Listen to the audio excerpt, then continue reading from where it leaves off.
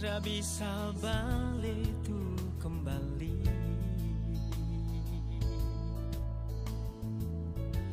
Kita tahu jejak sebanyak. Bapak, Ibu, Saudara, dan Saudari yang terkasih dalam Tuhan. Kini kita memasuki Minggu Prapaskah kelima, yang merupakan pekan terakhir dalam masa Prapaskah. Injil yang akan kita renungkan pada kesempatan ini diambil dari Injil Yohanes bab 12 ayat 20 sampai dengan 33. Injil Yohanes bab 12 ayat 20 sampai 33 dibuka dengan prolog yang mengisahkan bahwa begitu banyak orang berdatangan ke Yerusalem untuk melakukan peribadatan pada hari raya. Di antara orang banyak tersebut terdapat beberapa orang Yunani.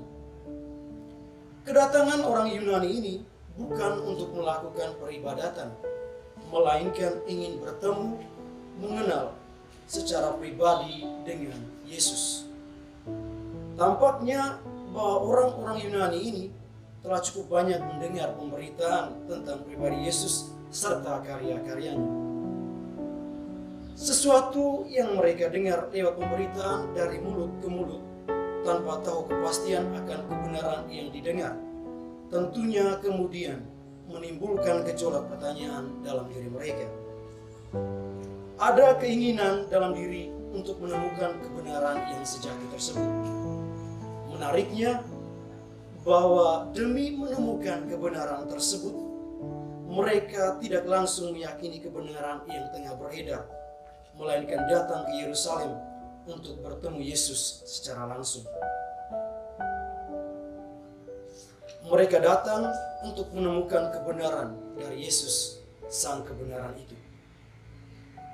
Dalam hidup ini, terkadang kita lebih mempercayai kebenaran yang tersebar oleh karena pemberitaan dari mulut ke mulut. Suatu pemberitaan yang sudah menjadi buah bibir dengan ditambah berbagai racikan bumbu penyedap, sehingga originalitas atau tingkat kebenaran mengalami pembiasan, bahkan mengarah ke sesuatu yang tidak benar. Pemberitaan yang sudah diracuni ini oleh kepentingan pribadi atau golongan tertentu, sehingga kebenaran tersebut tampak tidak jelas. Sesuatu hal yang sepele bisa berubah menjadi luar biasa karena bumbu yang ada dalam setiap perjalanan pemberitaan dari mulut ke mulut tersebut. Namun tidak demikian dengan orang-orang Yunani ini. Untuk menemukan kebenaran, maka mereka langsung menemui tokoh atau orang yang sedang dibicarakan, yakni Yesus Kristus. Mereka ingin mengalami pengalaman langsung mendengar dan melihat pribadi Yesus itu untuk meyakini kebenaran akan berita yang didengar selama ini. Bapak, Ibu, Saudara, dan Saudari yang terkasih dalam Kristus Tuhan, kebenaran itu terkadang menyakitkan. Keinginan orang Yunani untuk bertemu dan melihat serta mendengar dari pribadi Yesus tentunya kemudian harus berhadapan dengan kenyataan pahit. Yesus yang mendengar bahwa orang Yunani ingin bertemu dengannya dari Filipus dan Andreas kemudian berkata, "Telah tiba saatnya anak manusia dimuliakan. Aku berkata kepadamu, sesungguhnya jikalau biji gandum tidak jatuh ke dalam tanah dan mati, ia tetap satu biji saja. Tetapi jika ia mati, ia akan menghasilkan banyak buah."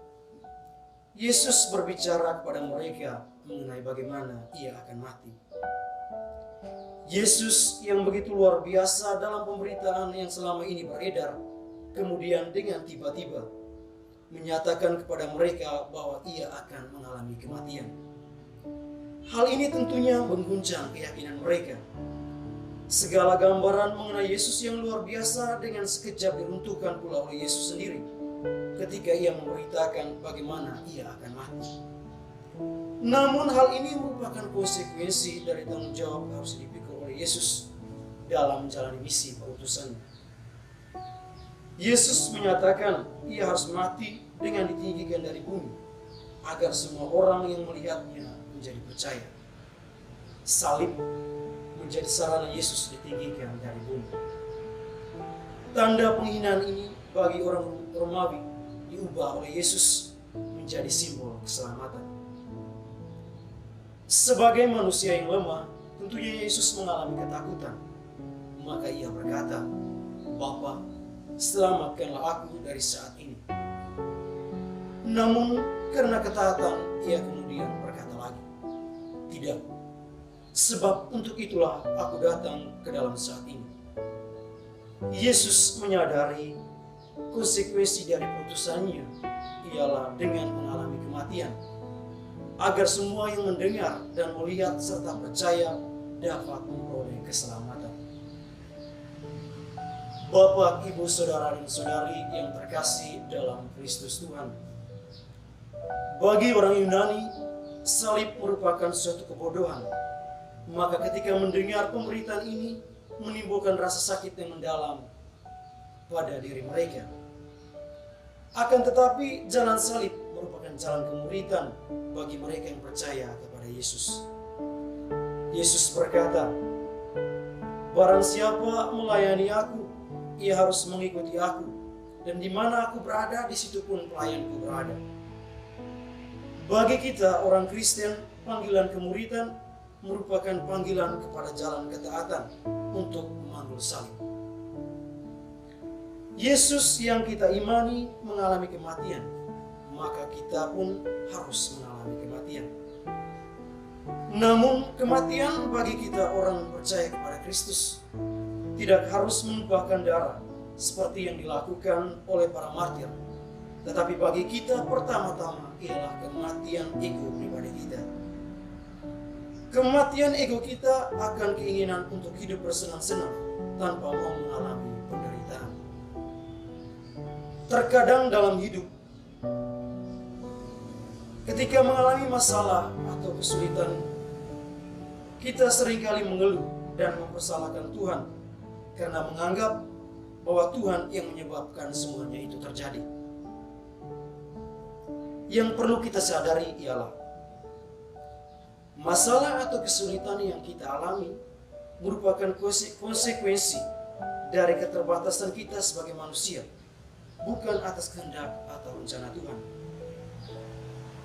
Menyadari keterbatasan dan kelemahan ini, maka perlu sikap rendah hati untuk datang memohon kekuatan dan petunjuk dari Tuhan yang disertai dengan usaha kreatif sehingga kita mampu keluar dari situasi tersebut. Rahmat Tuhan akan menjadi suatu kesia-siaan apabila manusia hanya pasrah tanpa ada usaha pribadi untuk keluar dari situasi kesulitan atau masalah yang tengah dihadapinya. Akhirnya, saya mengajak kita untuk merenungkan dua pertanyaan berikut. Pertanyaan pertama, sudahkah kita mengimani Yesus oleh karena kedekatan pribadi kita mengalami kasih Tuhan? Ataukah iman kita hanya sebatas mendengar semata? Pertanyaan yang kedua, sudahkah kita mengikuti jalan salib kehidupan kita dengan penuh pengharapan akan kasih kemurahan Tuhan yang dibarengi oleh usaha kreatif? Ataukah kita merupakan pribadi-pribadi yang hanya banyak mengeluh tanpa usaha apapun untuk dapat keluar dari situasi sulit atau masalah yang tengah kita hadapi? Mari kita renungkan.